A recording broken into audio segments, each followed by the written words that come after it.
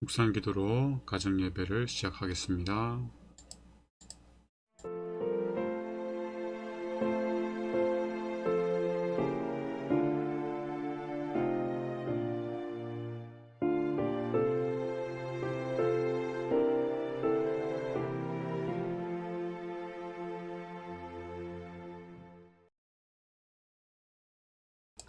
찬미 15장 거룩 거룩 거룩 찬양하겠습니다.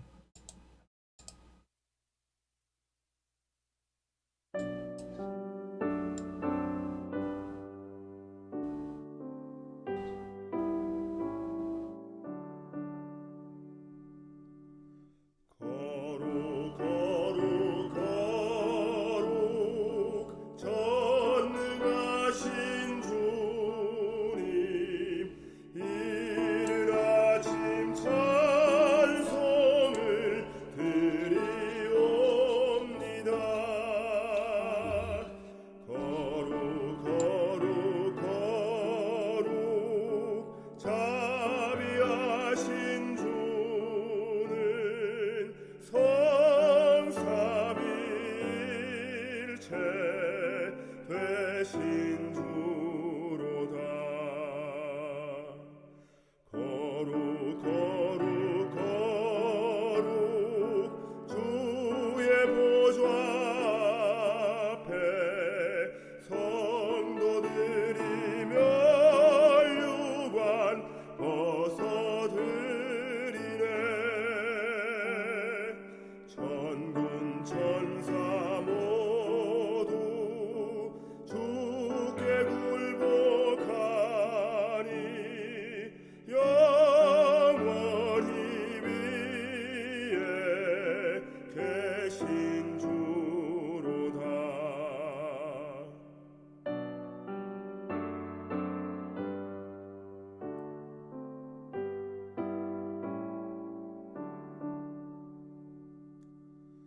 거룩 거룩 거룩 전능하신 주님 천지 만물 다 주를 찬송합니다. 거룩 거룩 거룩 전능하신 주님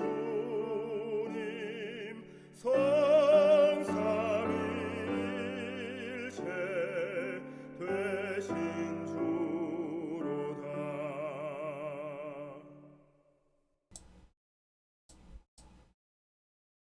예수 모든 이름 위에 뛰어난 이름 동력자.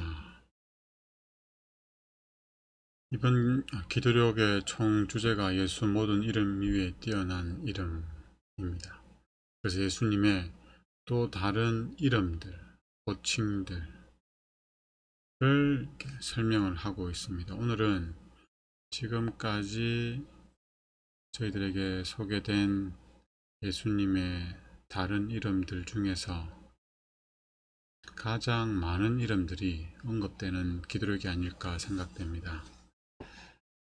예수님이 누구신지를 다시 한번 우리가 확인할 수 있는 그런 말씀이 될 것 같습니다.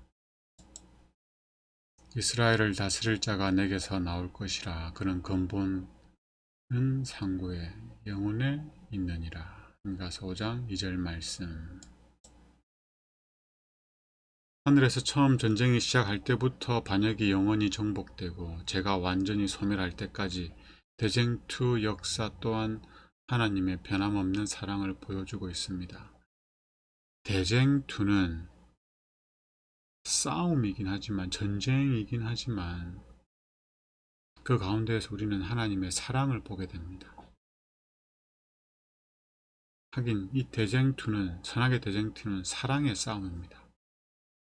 누구를 사랑하느냐, 누가 더 사랑받느냐,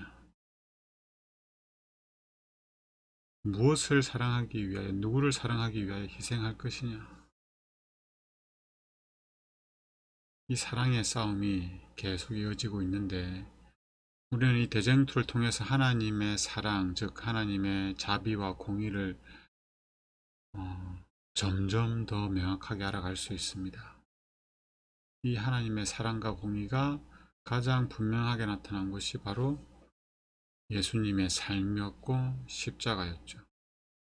그리고 앞으로도 이 선악의 대쟁투 속에서 하나님께서 의인과 악인 그리고 이 죄를 처리하는 과정을 통해서 우리는 하나님의 사랑을 보게 될 것입니다. 우주의 통치자는 은혜의 사역을 혼자서 수행하지 않습니다. 그분에게는 동료가 있었습니다. 자신의 목적을 이해하는 피조물에게 행복을 베풀 때 그 기쁨을 함께 나눌 동력자가 있었습니다. 태초에 말씀이 계시니라. 이 말씀이 하나님과 함께 계셨으니 이 말씀은 곧 하나님이시니라. 그가 태초에 하나님과 함께 계셨고 말씀이시요 하나님의 독생자인 그리스도는 영원하신 아버지와 본성, 품성, 목적이 일치했고 유일하게 하나님의 모든 생각과 목적에 관여할 수 있는 분이셨습니다. 이제 예수님에 대해 관해서 계속 여러 가지 설명과 묘사와 호칭들이 나옵니다. 그의 이름은 기묘자라, 모사라, 전능하신 하나님이라, 영존하시는 아버지라, 평강의 왕이라, 그의 근본은 상고의 영혼에 있느니라.